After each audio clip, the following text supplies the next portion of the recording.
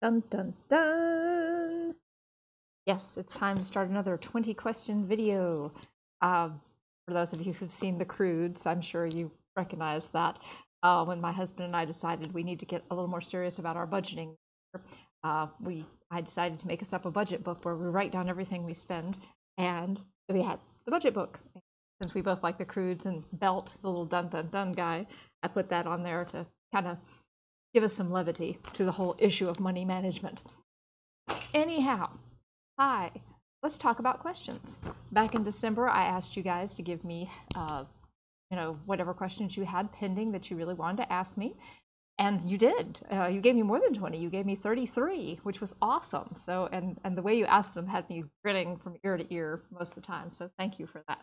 But anyway, I'm just going to go down and answer these. When I reach about 30 minutes, I'm going to probably stop, and we're going to do another video that you can watch later, because my husband tells me file size on videos can be an issue, but beyond that, who has more than 30 minutes really to sit and listen to someone blather and talk? But anyway, beyond that, you may notice in the description of this video, we're doing something a little different this time. I'm listing out all the questions I'm answering, and I'm listing them in order I'm answering them. So if there's a really burning question you want to see what I answered, and you don't have time to watch the whole video, you can just sort of fast forward and figure out where it is in the middle. So anyway, sort of a challenge with the way I ramble, but let's assume that it's possible and doable. Okay, all right. Kind of like me remembering to gaze at the tiny light at the top of my screen rather than stare at myself in the screen through most of the video, which I'm sure will not happen. At some point I will be looking at myself, and then I'll look at the video later and say, oh great, I was looking down most of the time. So, but it's okay. So here we are. Anyhow, starting. All right, and I'm going to have to turn my head so I can read this, and this is where I'm going to put my little glasses down. Do you know, I get these reading glasses from the dollar store all the time. I'm at that age where, I need reading glasses all the time. I can't stand the multifocal contacts. They give me headaches. So anyway, but I've realized that every pair I get leans to the left. And I'm going to do that backwards because it's backwards on the. But my husband just kind of looked at me today and said, well, it's because probably one of your ears is lower than the other. And I really didn't want to know that about myself, but I guess I just have tilted glasses because I have a lower ear. Anyway, all right, so on to questions. All right, first question. Whitney wanted to know what was my first introduction to the BDSM genre, and why did I choose to write in that subcategory? My first introduction was probably the 1980s bodice rippers. All the great authors of that time period. The heroes were very much poorly disguised doms, and the heroines were these feisty yet strangely submissive when it came to the sexual moments type of personalities, and I was just fascinated by that. Didn't realize that that was what it was until I started, actually getting into the formal BDSM genre and said, oh, that's why I loved those books so much and why I read certain parts over and over and over again. Like Elizabeth Lowell's Untamed, when he was treating his heroine like a falcon that he had to tame to trust his touch by feeding her from his hand, things like that. Anyhow, so that was probably my first introduction. Now my actual literary introduction to it was probably Anne Rice's Exit to Eden. I had read some of the Sleeping Beauty, and that was, very titillating, very one-handed readish, and it was good, but it was still, not quite what I was seeking. And then I picked up her Exit to Eden, which was a more fully fleshed love story with the BDSM elements. And then around the same time, I found Angela Knight's Rourke's Prisoner, a short story from the Secrets volumes that Red Sage did. And that also had that romance and love, but a very heavy BDSM, very overt story. Those were my two introductions to the genre itself, and really attracted me to it. And at the time I was writing fantasy, romance, what at that time we called it fantasy/romance. and like more epic fantasy type feel to it, but a very strong core love story, like Marion Zimmer Bradley, Jennifer Robison, Anne McCaffrey type style. And yet my heroes had some of those dominant elements that I loved in the 80s bodice rippers. And after I had published one of my fantasy romances, the next book I wrote was a contemporary called Make Her Dreams Come True, and it just kind of took a left turn right into the BDSM genre. What started out was as a day in the mall between two people that was going to be really spicy and sexy turned into a very kind of like a prolonged BDSM session in the mall.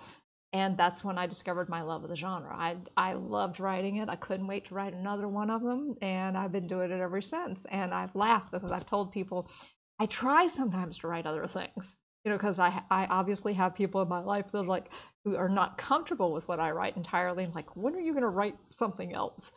And I've tried, and when I do, they just inevitably end up tied up or, you know, in that type of dynamic.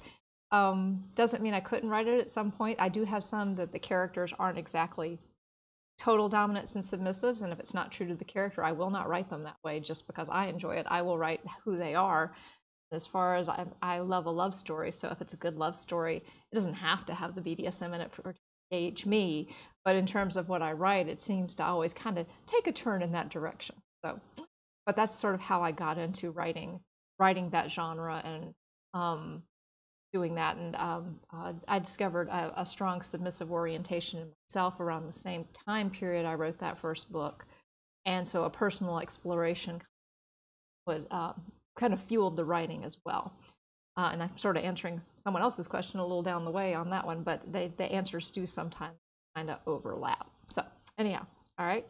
Donna A asked, is there any kink you want to explore on paper that you haven't done yet? That's a really good question. I'm always, when I read other authors' kink and learn about things I didn't know as much about, like before I wrote Truly Helpless, I had read a pony play scene, a couple pony play scenes, and that intrigued me. I mean, I had never really thought about writing a pony play scene, and then I got one in my head for Truly Helpless between Regina and Marius, and it took off, and I really enjoyed writing it and researching it and everything. It's not my personal kink, but it was a lot of fun to write and was very titillating to write. There are things that can turn me on, I think, that not necessarily things I'd want to do in real life, but I can still enjoy the heck out of reading them. So I might want to explore pony play a little bit more in the future. I'm trying to think if there's really anything else that that I'd like to explore that I haven't. I can't think of anything right off the top of my head, but that's probably just because I haven't stumbled on it yet. Because usually as I'm reading, I'll hit on something, I was like, ooh, I want to write about that. And it gets in my next story. So you'll find out when I find out. There you go. Because I'm a very instant gratification girl. I don't usually sit on things for long. Anyhow, and you could have interpreted that line in a lot of ways. Okay. Delilah R. If you could be any kind of fruit or vegetable, what would it be and why? Oh my God, Delilah. Seriously? You just threw that in there to mess with me. I know you did. Because this kind of question stumps me because I don't know how to answer it. I guess I'd be an apple because apples are so well-rounded, literally and figuratively. They provide protein, fiber, and vitamins, and they're all around, perfect food. When you hear of like fruitarians, they usually eat apples as, core and all, because they have so much holistic nutritional value. So, and I like apples. There are very many types of apples, and they're very diverse. There. So there, I answered your Debbie L. If BDSM/erotica weren't available as a genre, what other genre would you write in? I said I probably, hello, my dog's just arrived, if you could hear the jingle jangle of the leashes or the collars. Anyhow, I'll need to go lay down. Go lay down. Mom's working on a video. Anyhow, what was the question? Okay, yeah. If that wasn't available to me as a genre, like I said, I loved writing fantasy romance. As I said, that's how I first got into writing. because I was very much a fantasy romance reader growing up. Those authors I named, plus like, you know, a bevy more, Mercedes Lackey, William and Catherine Kurtz, Raymond Feist, Stephen Donaldson, etc. And as much as I don't really enjoy world building, I loved the character driven. I also loved contemporary romance. Nora Roberts. Basically, I was weaned on Nora. My writing style was very influenced by her contemporary work. So I'd probably write, you know, contemporary romance or together with a lot of steam and a lot of that, you know, just like in the 80s, mine would have a lot of that very, very thinly veiled dom-sub dynamic going on. Michelle B., what made you want to write books where the characters were supernatural beings? She was wondering based on like my vampire, angel, mermaid, witch, human romance novels. Well, again, I was kind of raised on a love of fantasy novels, so that was kind of started there. And plus, I loved in like the Anne McCaffrey novels how the dragons had fully fleshed personality. You know, it wasn't, human experience was not limited to humans. You could explore a whole range and wealth of emotions and feelings and a range of different supernatural beings, whether vampire, mermaids, etc. And I loved that paranormal element, the range it gave you, you know, in terms of not only their powers, but the worlds they inhabited and things like that. It just gave you a bigger scope. It gave you a lot less rules to follow, so to speak. That type of thing. So you could really just explore the character in a wide variety of ways. Some ways maybe you shouldn't have, I shouldn't have, but you know, you just let it go and there you go. I'm thinking of a particular scene from Mermaid's Kiss where she was a tiny fae and he was undressed, but you know, I probably wouldn't rewrite that scene now. I would probably still keep it, but you know, it does make me think sometimes I go a little off the deep every once in a while. Not too often, I hope. Anyway, so, but I just, like I said, I think that's why it gives me a lot more range. And to me, someone had just sent me a note not too long ago that they knew I wrote the vampires, but they were more interested in my stories that explored human experience and human nature. And I think for this person, it was a language issue. So I understand he was just asking me about paranormal versus contemporary. But the phrasing made me think, I think all of them, because you are a human writing about these things, are still exploring the human experience. You know, and I think that's why, like in the vampire books, there's a vampire and a human servant, because it's the human servant that lets us get an understanding of the vampire through human eyes, which is nice. So it just gives you a wider realm to it. Peggy T, do you ever think about vampires being revealed to the general public? She said, I don't want to see that, but technology might make it inevitable. Yes, that's true. It might make it inevitable. I doubt it will ever happen in my vampire books. I've thought about it. I personally don't hugely enjoy the books where the vampires and stuff are part of society. Now there are some exceptions. Laurel K. Hamilton, you know, things like that. I loved her Anita Blake books and stuff, so I guess I can't totally say that. There are some I just don't enjoy the way they treat it or handle it, but some I do. And in some ways, the Anita Blake books, they still feel like a paranormal world to me. They don't feel so much like, you know, vampires riding the subway to go to work in the morning with you and that type of thing. That's kind of what I don't like, is I don't like that sort of, they're part of the same drudgery and day to day as the rest of us and that type of thing. I doubt I'll ever have it in mine. I mean, there's a little suspension of disbelief that has to go on in these books because, you know, with the vampires moving in the worlds they do, and a certain, even though the rules of my world claim that, you know, only humans that can know about vampires have to be marked humans and blah, blah, blah. We know those rules get bent a lot in the books, you know, passing encounters like that.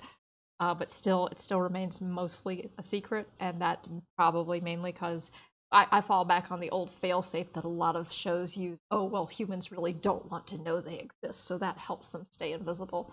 So I'm good with that. I don't, as I said, I love the character development and the love stories.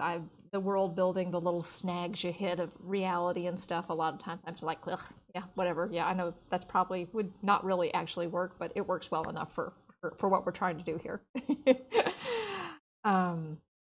Helen D. how did you come up with the quote rules for the vampires, for your vampires? Daylight, inside but awake, etc. Pretty much just followed what I already knew about vampires from other books and then my own preferences. I love the idea of them, you know, not being able to be out in daylight. I like that limitation. To me, that's sort of how vampire, one of the defining things about being a vampire, that and the blood drink. I did not want them to have to kill a human every time they drank blood, sort of like the Twilight vampires. I didn't want that for them. Even though, by the way, I love the Twilight movies, and I enjoyed the first Twilight book. Very good YA book. But in terms of my own vampires and preferences, I kind of wanted to just where they had to drink, but then I like the element of how like my vampires have to have an annual kill where they have to drink to death at one good human a year, and it has to be a good human. It has with good blood. The blood has to be infused with the good energy, because I wanted that moral dilemma for the human servant, and for see how the vampire themselves approach it and feel about it. So I liked that conflict. So that's really what kind of guides me on my rules, is just figure out what I think will make an interesting kind of conflict dynamic, or generate scenarios that are useful, like the whole servant and vampire relationship. The servant essentially protecting the vampire during daylight hours in a lot of ways, even though the vampire sees the servant as not as strong and inferior to them power-wise. They are still very dependent on that servant because of those limitations. And so that creates a wonderful character exploration. You're going to hear me say that a lot. Like I said, for me, it's all about characters and exploring their emotions and the ways that that brings the relationship closer together, a strength of the love story. Let's see. Renee H. How is a family chosen to be in the Inherited Servant program? That is just one of those questions I hope never gets asked, because I have no good answer to it. I've always just kind of hinted it's a feudal thing that goes back generations, like medieval times, where certain family bloodlines, they just were attached to the vampire world, and because of favors done or loyalties, they have just become bound to the vampire world in terms of providing servants.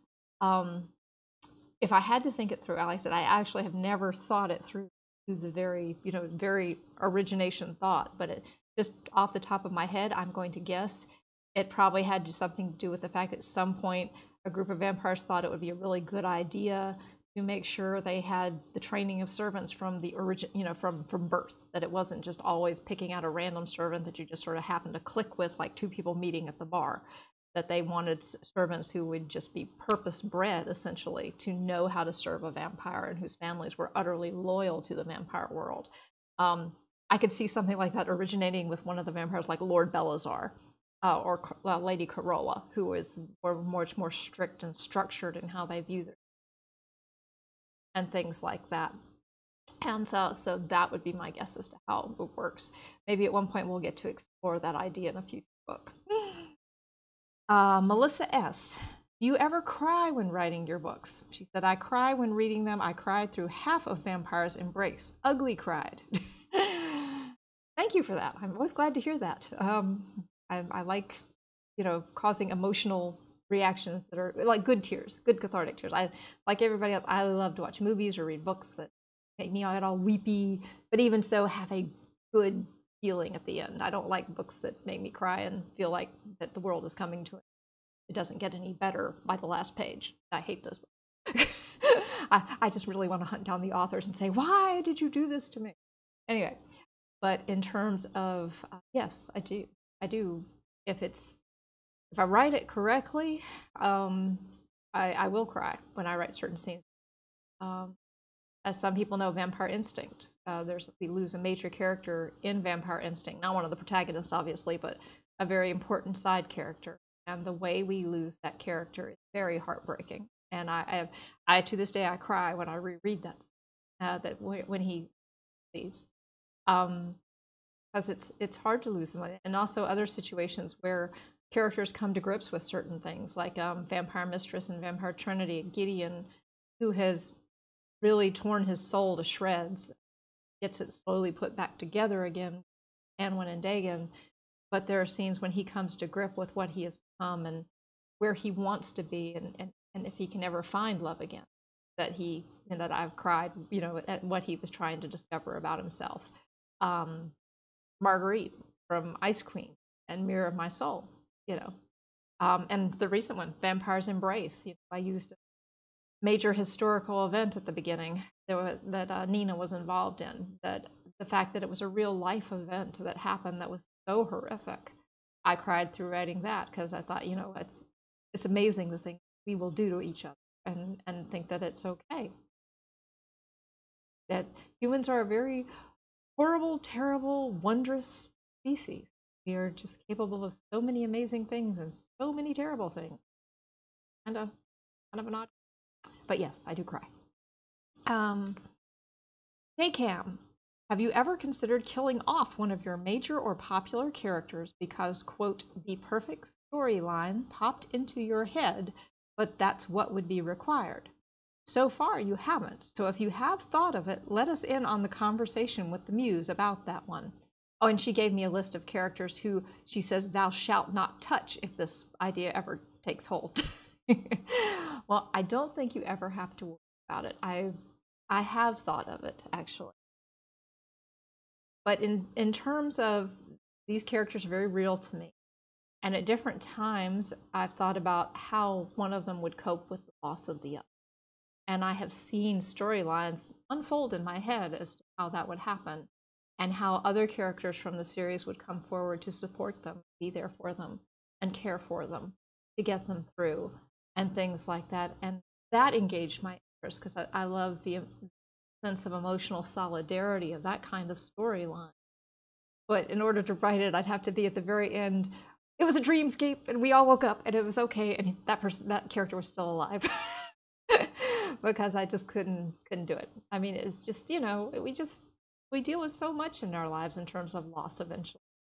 All through our lives, ones we love, whether through death or through being of a relationship, or I don't need it in a book. I really don't want to write it in a book. I don't want to have someone who's center of someone else's success be lost to. Not someone we've taken the journey with. Certainly have characters who were widowed at the beginning, like Athena, and from Unrestrained, and she loved Roy, and Roy was a very good character. But we never got to meet Roy directly. We met him through Athena's memories, and that I can handle. But the other, no. So I don't think you have to worry. But if you want to know who I've done that scenario with in my head, I could hear the shrieks going on for days here, but Marcy, if Ben lost Marcy, or Marcy lost Ben from Hostile Takeover. Who else was it? Lyssa and Jacob. Yep, I thought of them because they are my oldest characters in the vampire books in terms of my original character. How the others would cope with their loss, and like that. But again, it's not going to happen, so don't worry. All right, Amber M. Is dominance and submission a part of your real life? Yes, it is. I've been a submissive for a long time. Probably, I recognized it in my 20s that it had always been a part of my life, and I just that's what it was. And my husband and I did spend time exploring that. He is not part of that lifestyle or that orientation, but he loves me and is adventurous and was willing to explore that with me.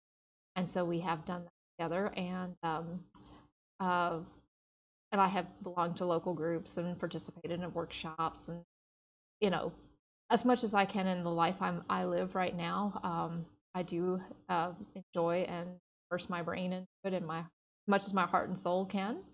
I'm not really in a good position, very active in it anymore, but at home still am, and still see myself that way, and explore it and channel it in many ways like that.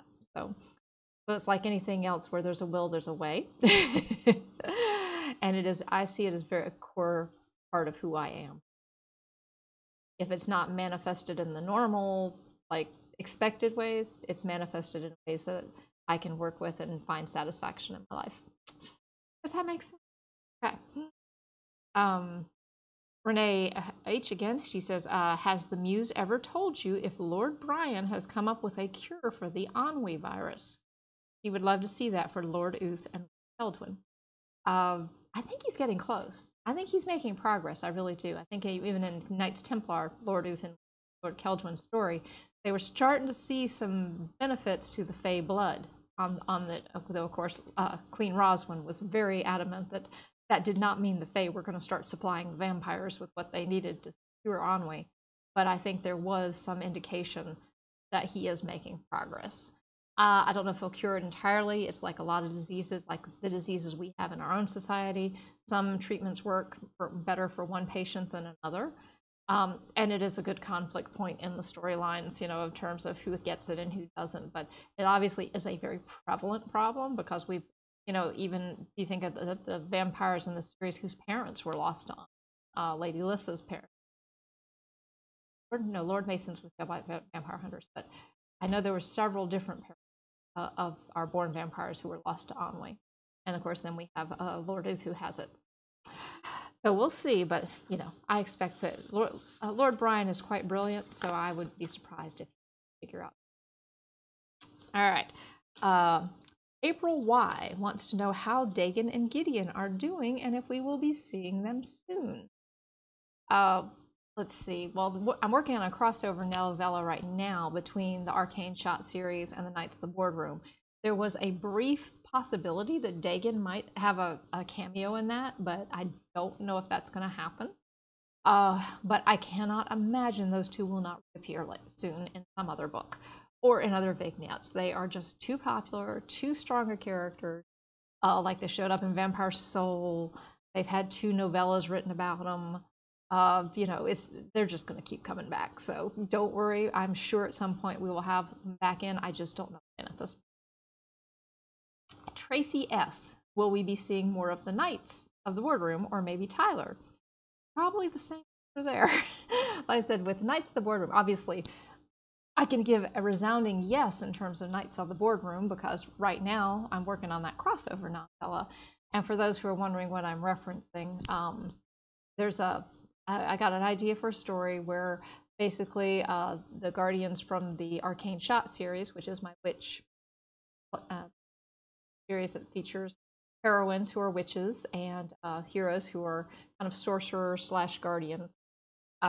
They come to New Orleans because there's a threat there, a paranormal threat, and they end up needing to get in touch with Ben of the Knights of the Boardroom because in Ben's past is a contact with a voodoo priestess who they need to talk to.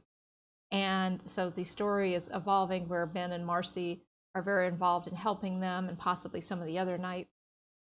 So it gives people a little retouch base with the Knights and also with the Arcane Shot series. So yes, you'll definitely be seeing the Knights again soon. Tyler, same thing. I don't have anything currently on board for Tyler and Marguerite, but that doesn't mean that they won't show up in something. Kind of like, when was the last time? Unexpectedly, they showed up in Taken by a Vampire.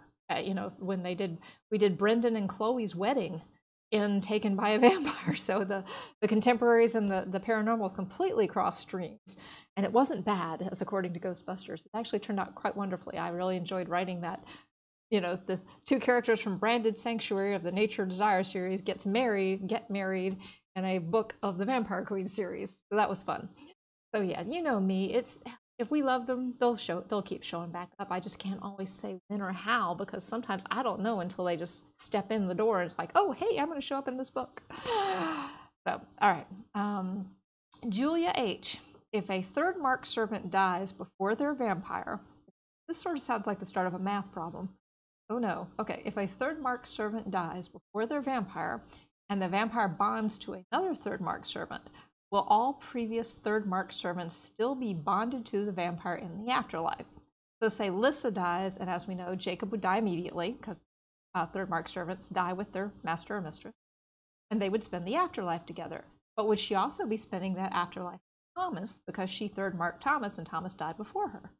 And also Lyssa, well, let me take the first part and then I'll go back to that second question. Yes, essentially. But now keep in mind, it's like Kai said, implied in Vampire Soul.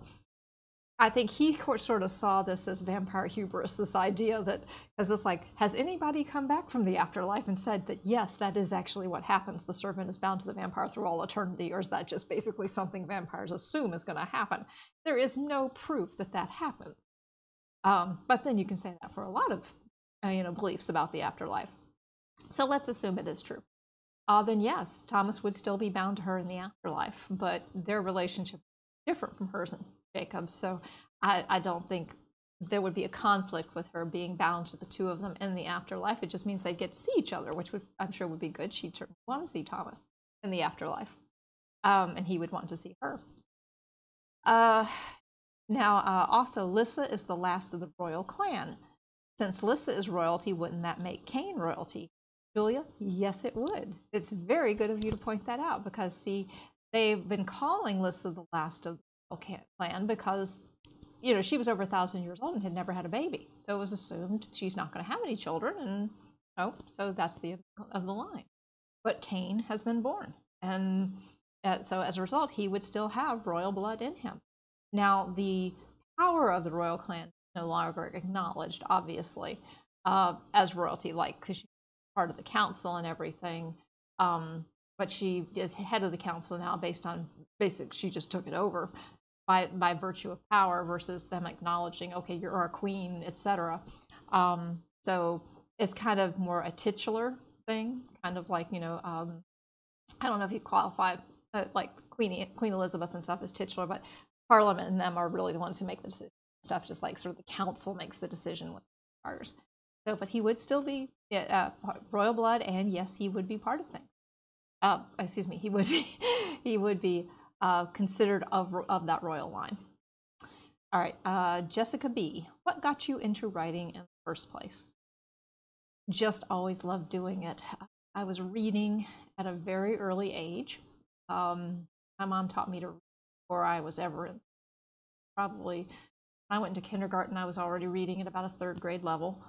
And I loved books, loved stories. I would spend a whole afternoon reading a book in a recliner, and then I'd read it all over again. If there was a book I loved, I'd just read it, get to the end of the page, and then start over again. And that love of reading, sometimes, I think most authors that you talk to about this, for some of us, there's something in us that where we somehow transcend from loving the books to wanting to express that love by writing a story of our own that melds together all the things we love most about the books we've read. And I had that, and so I started writing 4th or 5th grade, wrote my first novella in 4th or 5th grade, that, thank God, has been lost to time forever. And then I wrote little novellas all through junior high, entered writing contests, won some awards, different things like that. Went into college as a creative writing major. Pretty much it was always there. Just that desire to write. It turned off for about a decade while I worked in the animal rights field, and then about my late 20s, it came back again. Not left yet. So, Dion C, how much of your writing is hands-on experience? I guess that you're kind of probably referencing the dominance element of it that I answered earlier. So I did answer a portion of that under, in case you're wanting to reference it, it's where was that? Oh, no, Amber's question, is DNS a part of your real life? So that did help with some of it in terms of the hands-on experience, the psychology of it mainly.